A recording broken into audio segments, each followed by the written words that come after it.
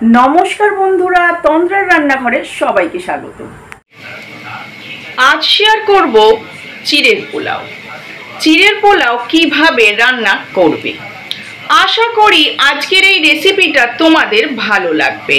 তাহলে চিড়ের পোলাও কিভাবে রান্না করব দেখে নেওয়া যাক আজকের এই ভিডিওতে।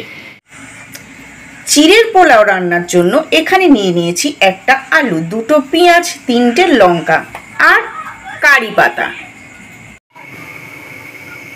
আলু, পেঁয়াজ, কাঁচা লঙ্কা ছোট ছোট টুকরো করে ধুয়ে নিয়েছি, কারি পাতাও ধুয়ে নিয়েছি, আর নিয়েছি কালো সরষে, দুটো শুকনো লঙ্কা। কড়াইতে দিয়ে দিয়েছি সাদা তেল। তেলটা গরম হয়ে যেতেই এখন দিয়ে দেব কালো সরষে ফোড়ন, আর দেব দুটো শুকনো লঙ্কা ফোড়ন,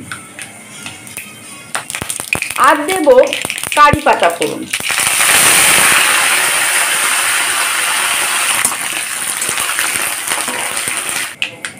কারি পাতাটা ভাজা হয়ে গেছে, এখন দিয়ে দেব আলু, পেঁয়াজ, কাঁচা লঙ্কা।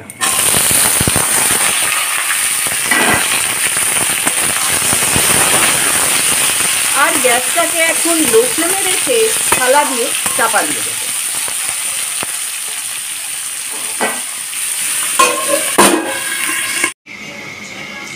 চিড়ের পোহার জন্য এখানে নিয়ে নিয়েছি চিড়ে। চিড়েটাকে হালকা করে ধুয়ে নেব।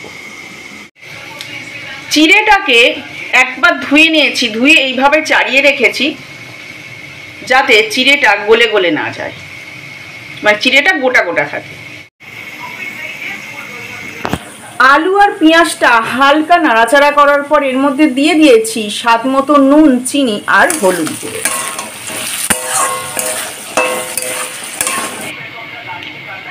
আর ধুয়ে রাখা চিড়েটার উপরেও নুন আর চিনি ছড়িয়ে দিয়েছি।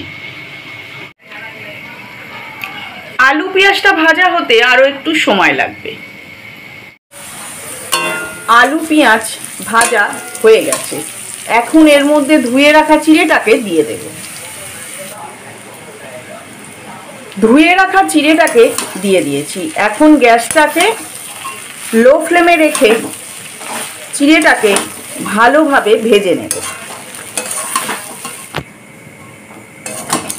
এইভাবে ভালো করে মিক্স করে নেওয়ার পর দেখো চিড়ের পোলাওটা কত ঝুরঝুরে ভাবে তৈরি হয়েছে।